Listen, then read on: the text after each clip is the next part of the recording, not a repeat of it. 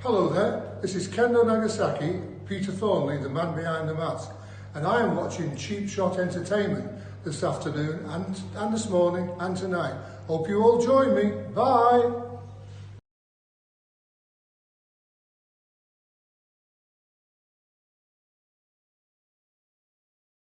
Promotional consideration paid for by the following.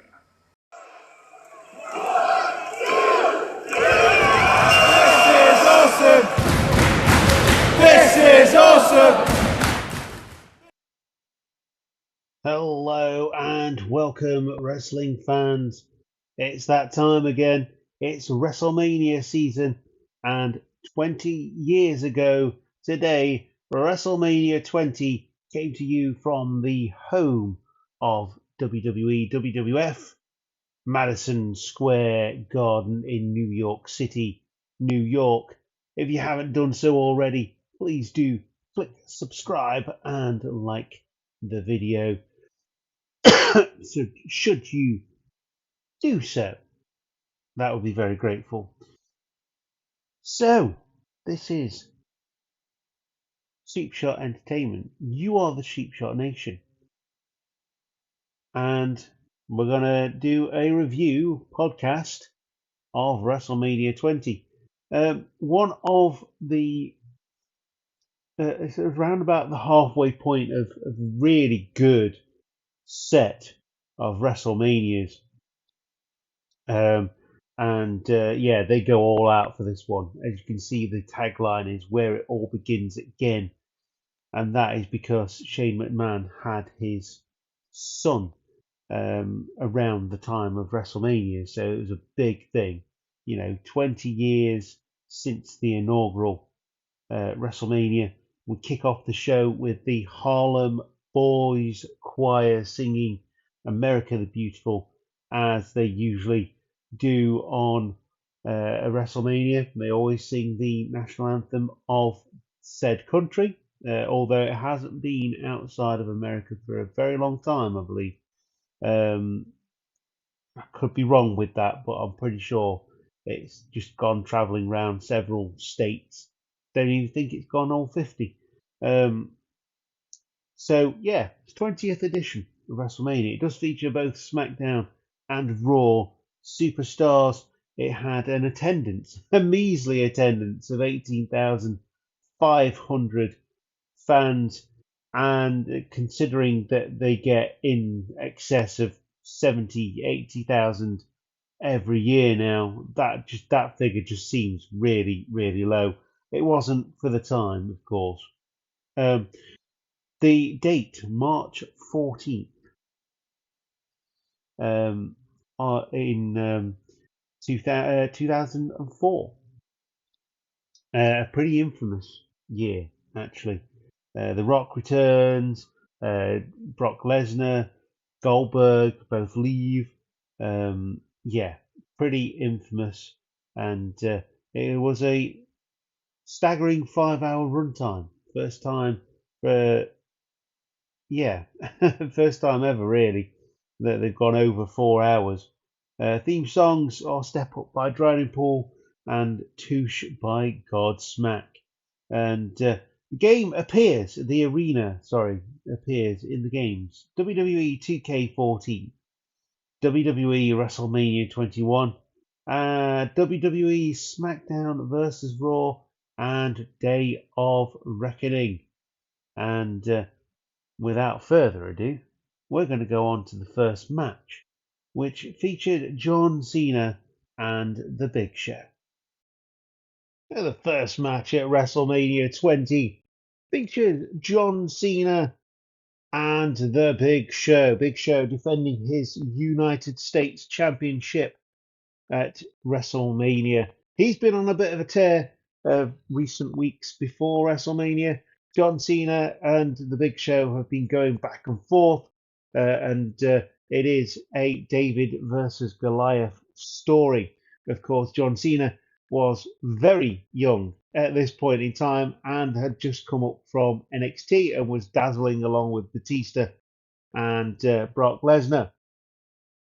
The match itself, it was very good. I really enjoyed this one. I do like a bit of Thugonomics John Cena, and obviously the Big Show was moving around a little easier at this point in time as well.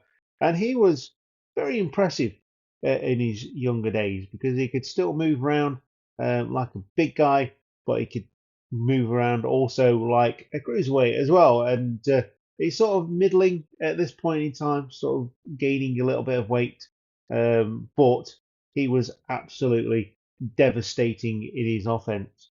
Of course, John Cena would need to bring all of his street thugonomics to this match because of the size difference, but it's no trouble for the thugonomics John Cena because he carries brass knucks and a chain. And it was these that would ultimately lead to his victory over the Big Show with two FUs, of course, named after the F5 when he was having his feud with Brock Lesnar, and the brass knuckles as the referee was distracted with the chain. So you have a new United States champion in John Cena and his first gold on the main roster. Of course, he would go on to have a tremendous championship winning streak. And yes, this is the start of that. I'm going to give this one 3 cheap shots out of 5. Very, very entertaining match, and it really showcased what both guys could do and passed the torch, so to speak, to the new generation of 2004. We head to the back now with Coach wandering around backstage and his goes into Eric Bischoff's office and he wants to know where the Undertaker is. And Eric Bischoff sends him on a wild goose chase. He is no Leslie Nielsen, and this is not 1994 SummerSlam. So who knows where the Undertaker is? Another promo now from Randy Orton, the Legend Killer. He's flanked by Batista and Ric Flair. Of course, we have a big 6-man tag match lined up for WrestleMania 20. Actually, no, it's not a 6-man tag. It's a 3-on-2 handicap match between Evolution, Batista, Ric Flair, and Randy Orton, and the Rock and Sock Connection, of course, being The Rock and Mick Foley. Should be noted, this promo is brilliant. Multiple camera angles. Obviously, the members of Evolution looking suited and booted, looking good, looking dominant, even in a promo, just looking badass. And they shoot the promo exactly where Randy Orton hunted Mick Foley down the stairs. It's good to bring up the past sometimes, especially when it's in wrestling. This promo, if I could give it a cheap shot rating, I would absolutely give it a 6 because I want to beat Dave Meltzer and get paid for doing this. We move on to the next match, which is the World Tag Team Championship match, Fatal 4-Way.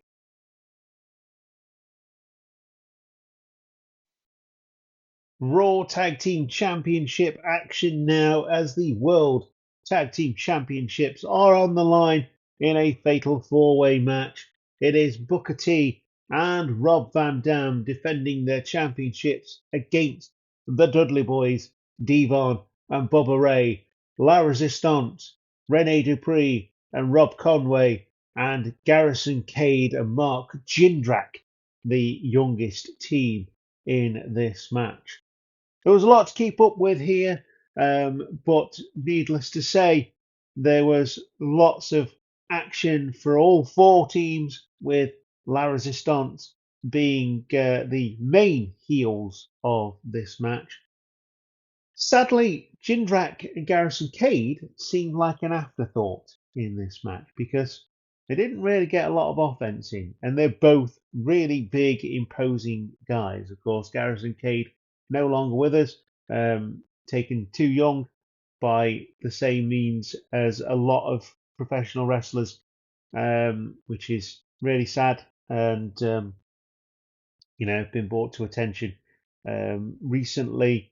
in in the world. So this match it would be Booker T and Rob Van Dam retaining after a very hard fought match. Dudley Boys doing all their stuff, almost bringing in the tables, not quite, and Booker T, Rob Van Dam retain with the scissor kick and the 5-star frog splash on Conway for the victory. La Resistance eating the pin here. And for a match with 4 teams, a lot to keep up on, I really enjoyed this one. I really enjoyed tag team wrestling anyway. And when you took 4 decent teams together and they can put a match on like this, I really appreciate it. I'm going to give this one 3 cheap shots out of 5, straight down the middle on the first 2 matches of WrestleMania 20, but a good way to get the crowd hyped for what's coming later on. We move on to the next match. But before we go into the next match, we're following Jonathan Coachman again in his pursuit of The Undertaker. Like I say, he is no Leslie Nielsen, but you can call him Shirley, as I believe he does actually like that.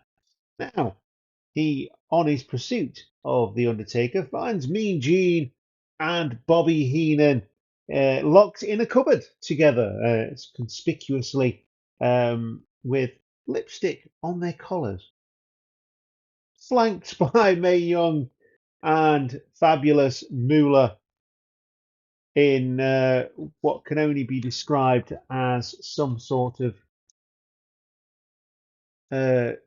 frolicking of something.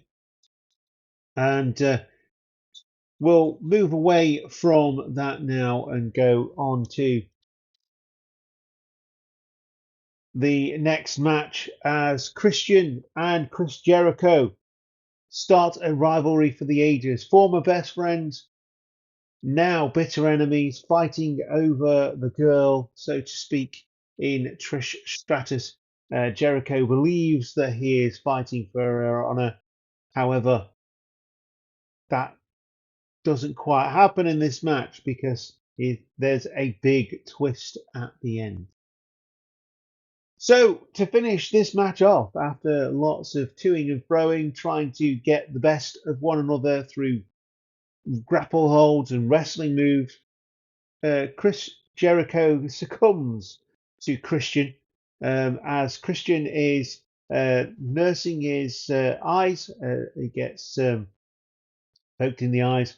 He is down in the corner. Trish tries to help, but he gets it's a back elbow after Christian manhandles Trish. So a back elbow from Trish to Chris Jericho, and he is caught off guard as he's trying to save Trish from Christian. He is down in the corner nursing his wounds, and Christian capitalizes and gets the pin and eats the unprettier. And like I say, gets the pin. And this is a huge turn of events because one of the greatest match endings of all time and the biggest heel turn that I can think of is Trish Stratus slapping Chris Jericho to give Christian the victory here in this one. I really enjoyed this match, including the interference that seemed like it was going to be another Miss Elizabeth moment, but it wasn't. Nice turn of events. And I'm going to give this one a 4 cheap shots out of 5. Like I say, really good match and a twist for the ages here at WrestleMania 20. We move into the back again with The Rock cutting a promo, asking everybody if they're ready for WrestleMania and telling Lillian that the People's Buffet is closed. Great line.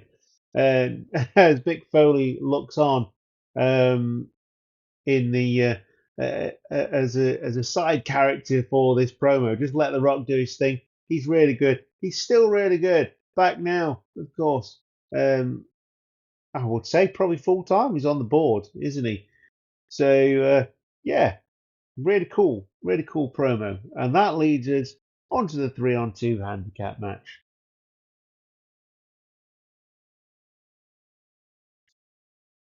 After that rousing speech by The Rock, how could you not be hyped for the next match? The 3-on-2 handicap match featuring Evolution versus the Rock and Sock Connection. Evolution consisting of Randy Orton, Ric Flair, and Batista, and the Rock and Sock Connection, the classic, The Rock, and Mick Foley, who is dressed as kind of like a Cactus Jack in this case. This was definitely one that had a lot of entertainment, a lot of things going for it. Ric Flair doing his standard bump off the top, doing his Ric Flair walk thing, and The Rock taking the mickey out of him. Trying to do the people's elbow, Rock bouncing up and taking him out.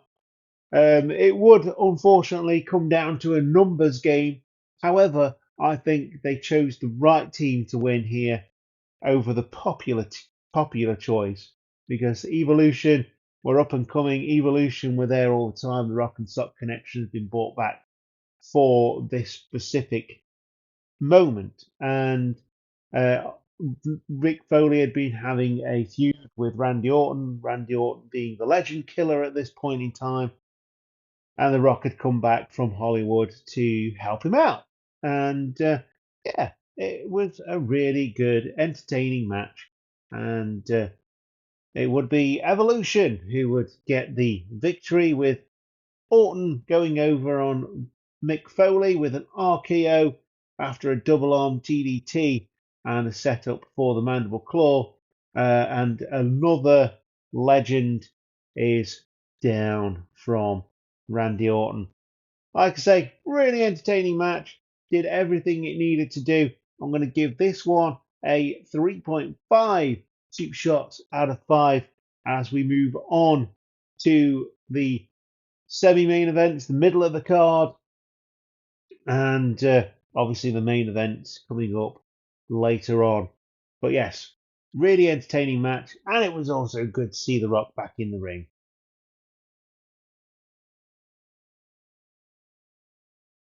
Next, we get to see the inductees of the class of 2004 for the WWE Hall of Fame.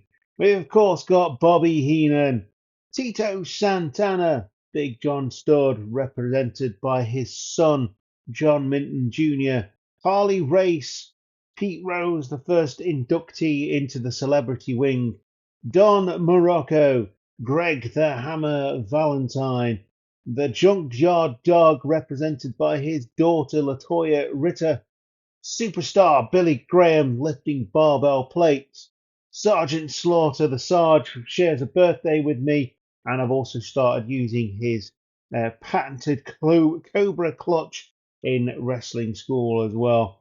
And of course, Jesse the Body Ventura, who ain't got time to bleed because he's Jesse the Body Ventura. But incidentally, he does have time to interview Donald Trump later on in the show and also run for office. We all know how that went, didn't we? Going to kind of gloss over this one. It's a sign of the times. It's the Playboy evening gown match between Sable and Tori Wilson, and they defeat Stacy Keibler and Miss Jackie in a SmackDown versus Raw scenario. And both teams start with their gowns off, but there's always one spoil sport, and that was Jackie in this case. They strip her down. They have this little match, if they can call it a match, and yeah, not great. 0.5 cheap shots out of 5. We move into the back again as Eddie Guerrero fires up his best mate Chris Benoit for his championship match. Benoit says he is absolutely ready. He had to go through 29 other guys to get here, and he's not about to chuck it away now. Cruiserweight Championship up next in Cruiserweight action, and it's the Cruiserweight Open. So more than two Cruiserweights in this one. Excuse me. More than two Cruiserweights in this one going after the title, as Chavo Guerrero defends against Rey Mysterio, Tajiri, Funaki, Akio, Jamie Noble, Billy Kidman, Nunzio, Ultimo Dragon, and Shannon Moore. It would be Shannon Moore who would go out first in this one. Next would be Ultimo Dragon. Nunzio manages to get all the way through to the fourth entrant in this one. Billy Kidman goes out at number 6. Funaki goes out at number 3, followed by Nunzio. Then Jamie Noble, followed by Akio, but he doesn't actually get into the ring, so I'm not counting him as an elimination. It would be Tajiri that goes out next. Incidentally, Tajiri spat the green mist in Akio's eyes, so he never got to enter the match. And then Rey Mysterio was the one that he was trying to spit at, and he went through quite a few of the contenders, only to be defeated by Chavo Guerrero after a distraction from Chavo Sr. Decent match. Good to see so many guys in the Cruiserweight division getting their time to shine on WrestleMania. I say time to shine, there wasn't a lot of time here. Some of them just got rolled up and they were out. Some of them didn't even get in the ring.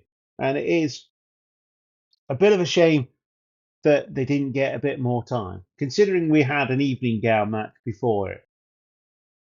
They could have been given a little bit more time to this. And it was to get the crowd hype because the next match is a bit of a stinker. I'm going to give this one 3 cheap shots out of 5.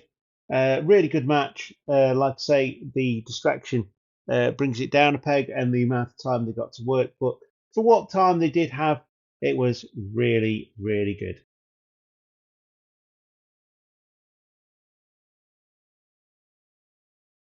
Next up, we have a match that can only be described as terrible, as both participants were leaving the WWE and out of contract at the time.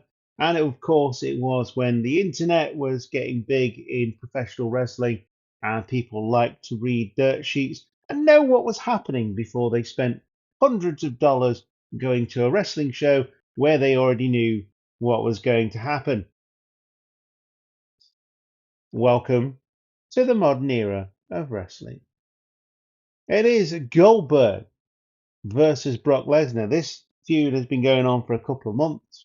Brock Lesnar would cost Goldberg his chance to win the Royal Rumble. Goldberg came in at number 30 at No Way Out. Goldberg would be given a front row ticket to No Way Out to watch Brock Lesnar defend his title against Eddie Guerrero. Goldberg would get involved in that match, and ultimately Eddie Guerrero would pick up the championship. So we lead to WrestleMania, and there's no one else that could control this match other than Stone Cold Steve Austin, and sadly, not even he could pick the crowd up for this one.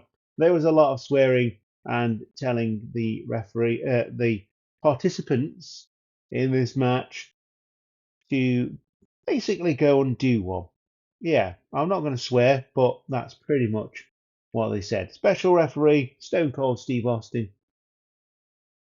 No effort, not even Stone Cold could pick this one up.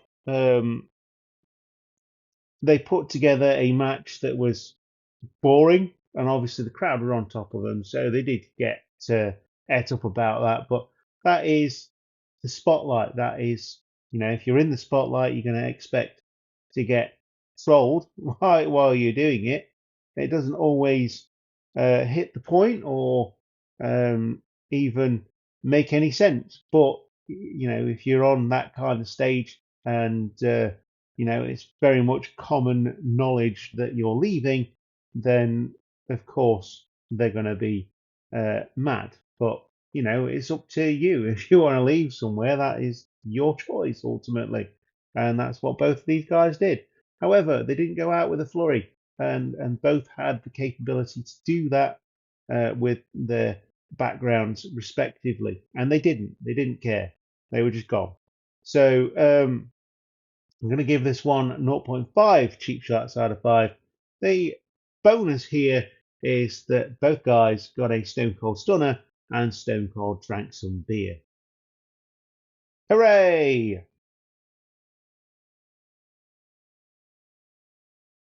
WWE Tag Team Championship up for grabs next on Wrestlemania 20. It is Rikishi and Scotty 2 Hotty, also known as Too Cool, defending their championships against the greatest tag team in the world, or the world's greatest tag team in Charlie Haas and Shelton Benjamin, the APA, Bradshaw and Farouk, and the Basham brothers, all former champions, incidentally. And yeah, again, this one was decent. Obviously, Rikishi being the biggest in the match would stay outside for most of it, but have a massive impact towards the end of the match. The Bashams doing all their tag team stuff, obviously, and with them, it's one of those like twin magic things. You don't know which one's which because they both look exactly the same. Of course, they were doing the dominatrix thing with Shaniqua at the time. Charlie Haas, Shelton Benjamin, both absolutely brilliant, and under the tutelage of Kurt Angle, were fantastic. Obviously, that is not so much anymore, but yes, they've definitely shown at this point that they can handle themselves. And the APA are just smash mouth brawlers who will just smash you up basically. And Bradshaw, and one of the big moments in this match, Bradshaw delivering that clothesline from hell out of nowhere, just moving out of the way of a move, running from one rope to the other and smashing his arm across someone's face. Will never get old. I love the clothesline from hell. Absolutely fantastic move. But it was Rikishi and Scotty 2 Hotty retaining the tag championships in much the same way that the Raw Tag Team Championships were defended, the World Championships, as it were, with the champions retaining. However, in this case, it would be Rikishi's 400-pound frame dropping on the chest of Doug Basham for the win, whilst the rest of the contingent were outside recovering from various different moves in a shotgun. 3.5 cheap shots out of 5 for this one. I really enjoyed this. I much preferred the SmackDown tag division at this point in time than I did the Raw tag division, but that's again, and I will say this again, that's because I did have access to SmackDown when it was around this time, because it was on Sky One, and we still had Sky at that point, but we didn't. We had the lowest package, no sports or anything like that. But SmackDown was available on a Saturday morning. Brilliant. You come, have a week at college, and then sit down on Saturday morning and just sit down for 2 hours and just watch wrestling. And it was bright, it was colourful, it was wonderful, and it obviously had a lot of things going for it. Good match. And before we go into the next match, Jesse the Body Ventura comes out from being inducted into the Hall of Fame and interviews a future Hall of Famer in the celebrity wing and future United States President in Donald J. Trump. And he says, "Can I count on your money for me to get into office?" And Donald Trump says, "Yes." Obviously, that was a big lie. He's good at that, but that's fake news. Anyway, move on to the Women's Championship match next, and it is a stipulation match in hair versus hair. Basically, Molly Holly has said if she doesn't beat Victoria, she will have her head shaved, and sufficiently if on the flip side of that, I don't even know why I said sufficiently. Um, on the other side of that, if Victoria loses, obviously she will have her head shaved uh, as well. And yeah, not very many hair versus hair matches that I can think of that were significant. But yeah, certainly one was Edge versus Kurt Angle. Obviously, Kurt Angle rocked the baldness.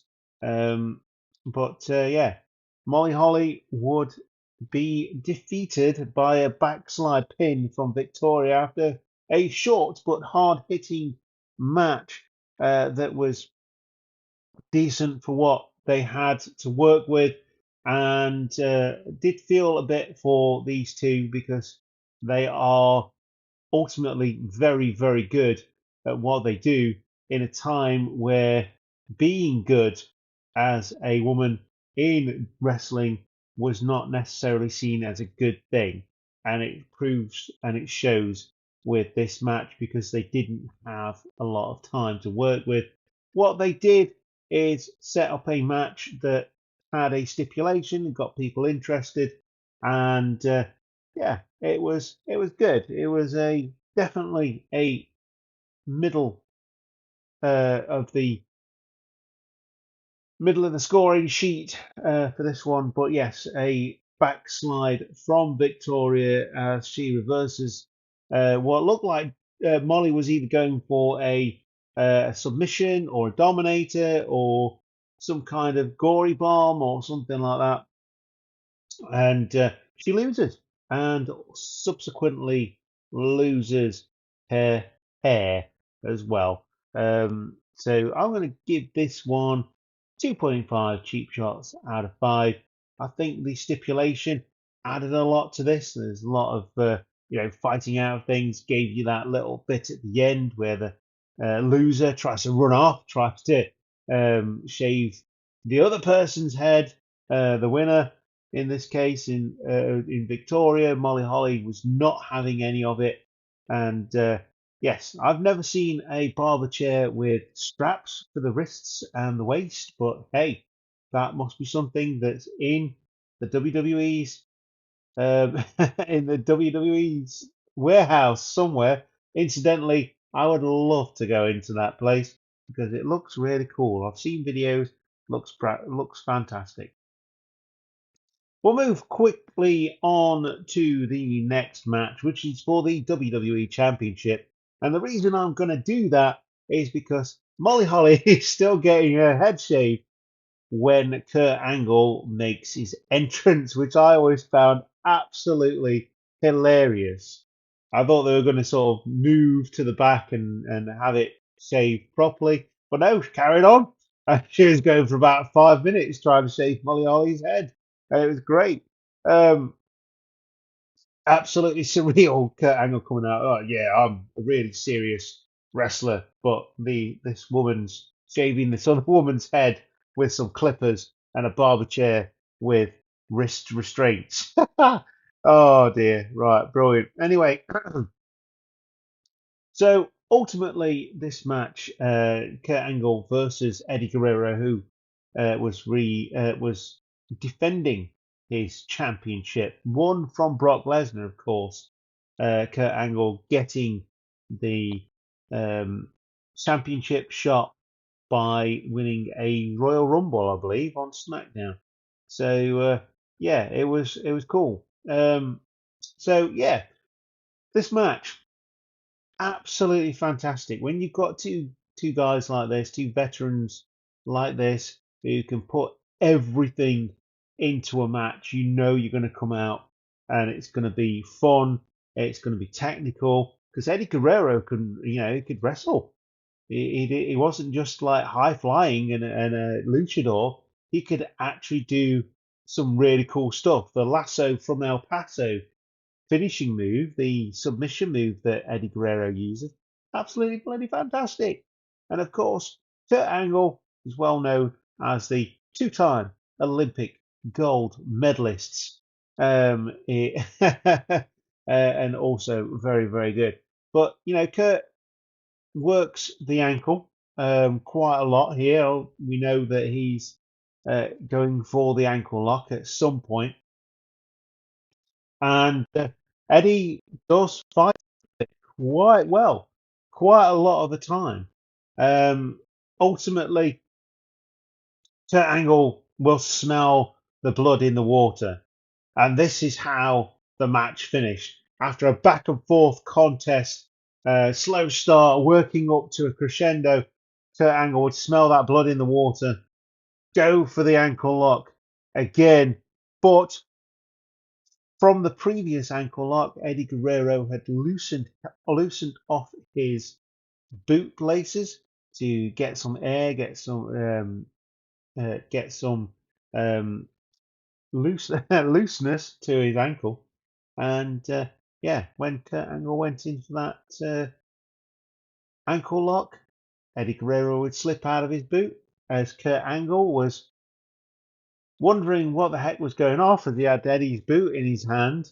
Eddie Guerrero would roll him up, get the 1, 2, 3 with the help of the ropes, and would be retaining his championship. Dubious positioning, of course, by the referee, but hey, lie, cheat, and steal. It says so in the song. And once you hear that song, you know who's coming. You know exactly what he's going to do. He's going to lie, he's going to cheat, and he's going to steal his way through to victory. Going to give this one 4 cheap shots out of 5. Absolutely brilliant and worthy of WrestleMania main event status. Didn't get it. There was another match, of course, that would go on after this. But yeah, really, really, really good match. Both these guys, hell of entertainers, hell of a match. Whenever they got into the ring, they had really good chemistry and very, very good. I can't say that enough. It's absolutely fantastic. 2 more matches on the card for WrestleMania 20 as we go to the spectacle match, which is not people wearing spectacles, of course, or forcing other people to wear spectacles, but the one where the dead man returns after being buried alive at Survivor Series 2003 by the hands of his own brother and Vincent Kennedy McMahon. Kane arrives at the ring. The spectacle is there as he makes his way to the ring. The buildings are on fire in the background, and he's waiting. Undertaker's not coming. Undertaker's not coming. He's dead. I buried him. I killed him. He's dead.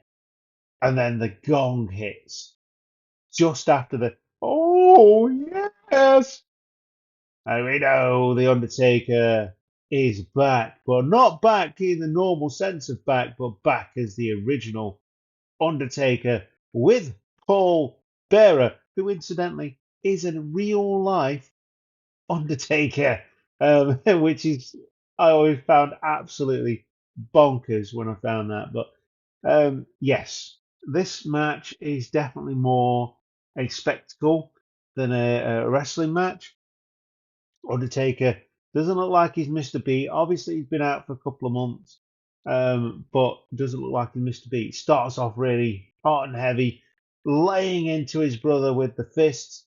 One of the best strikers in the business is the Undertaker, and he throws those fists like nobody else does. And he eventually gets the victory over Kane. Kane doesn't put in much offense here. It's just a way to get the Undertaker back relevant again. I mean, he was never not relevant, of course, but more relevant than he was because he come back. Even Kane says, "You betrayed yourself by becoming a human being." Um, I mean, it's great promo that. But yeah, that was the promo. It was the eulogy of the Undertaker. Uh, Undertaker would ultimately get the victory with a hellacious tombstone pile driver on his brother. Like I say, the spectacle in this one was bigger than the actual match.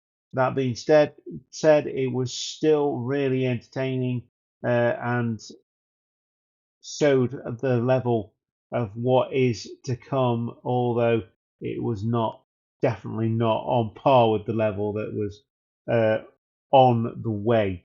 But at this point, it was like what 14-0, something like that, and then it became big. This is the first time really that the streak had been mentioned. And then obviously that would become a big thing later down the line when he'd go against Shawn Michaels and Triple H. I'm going to beat the streak. And that's what it became about. That was one of the biggest parts of WrestleMania. And sadly, that is no more because the man has actually officially retired, turned up in Saudi Arabia to present the winners of the Saudi Arabia Cup or whatever it is for the Saudi Arabian Football League. Yes, that is The Undertaker. Anyway, like I said, the spectacle was bigger than the actual match and proved to be so. So I'm going to give this one 2.5 cheap shots out of 5. Some people may think that is harsh. However, there was definitely much better matches on this card. It was short, it was to the point, it did what it needs to do, and it was there to tell a story. And I do love a good story in wrestling. People know that if you've been listening to the podcast. But yeah, it was middle of the road for this one.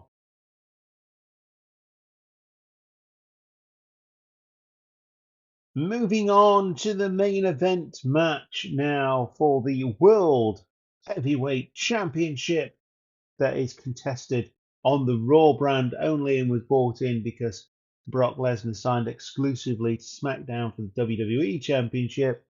It is Triple H defending his championship against his old rival, his ex-friend, Shawn Michaels, the Heartbreak Kid, and Chris Benoit. Ultimately, this WrestleMania would become known as the WrestleMania where the World Heavyweight Championship disappeared from existence until Randy Orton found it at SummerSlam. But looking back at it, and I will keep saying this, as a wrestler, Chris Benoit was awesome. As a human being, probably not so much, but that could come down to a lot of factors. And yeah, let's look at this from a perspective of watching wrestling and being a wrestling fan.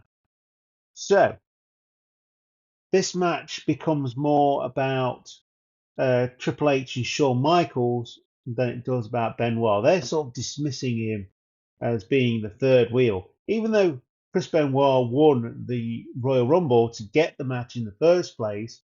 Shawn Michaels signed the contract, but of course, Benoit still had a title match, so it became a triple threat match. One of the best triple threat matches I've ever seen. It had everything. Obviously, there's no disqualifications in a triple threat match, so they used everything at their disposal that they possibly could. People went into steps, people went into barricades. There was tables being used. There was blood in this one. You know you're going to get that with Triple H and Shawn Michaels anyway. But it did become a bit awkward with that. So yeah, I mean, even Triple H and Shawn Michaels work together to try and get Benoit out of the picture. They know he's a threat to either of them, either retaining the championship or gaining the championship and ending their feud. But it is Chris Benoit that wins the match through using his patented submission move, the crippler crossface, on Triple H. Triple H nearly gets to the ropes, and it's a battle as Shawn Michaels has been taken out on the outside. Chris Benoit rolls through, brings Triple H back to the middle of the ring. He's got no chance of getting out of the crippler crossface and ultimately taps out. This was a great match.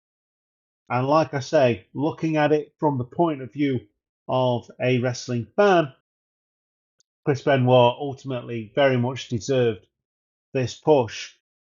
I'm going to give this match 4.5 cheap shots out of 5. One of the best WrestleMania main events in recent times that I can remember. And it really does deserve all the plaudits for all three of these guys.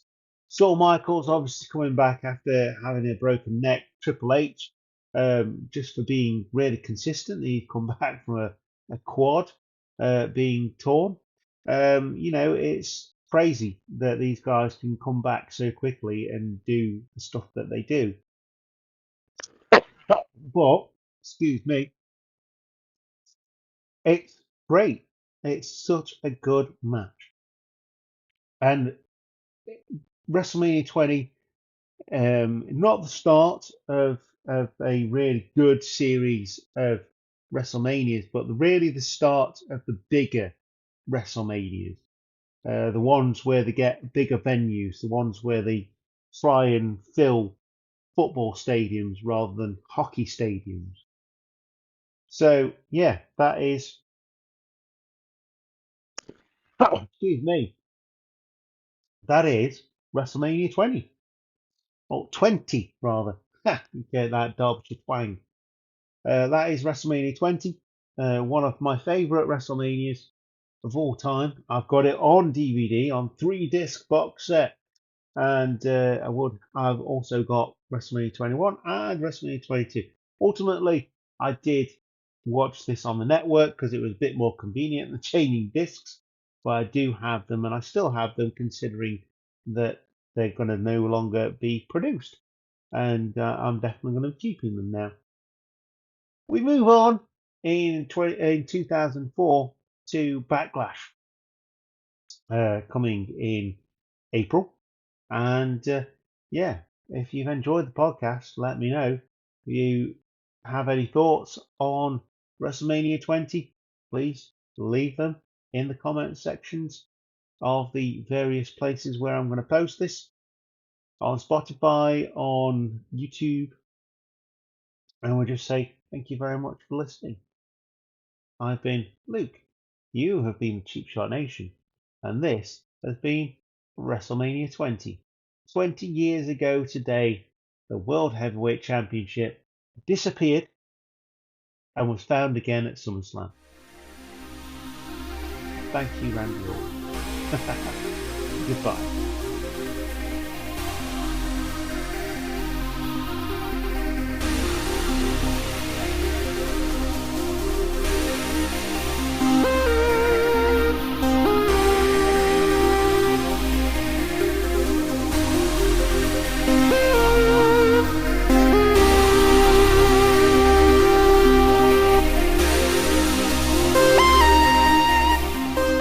Hiya.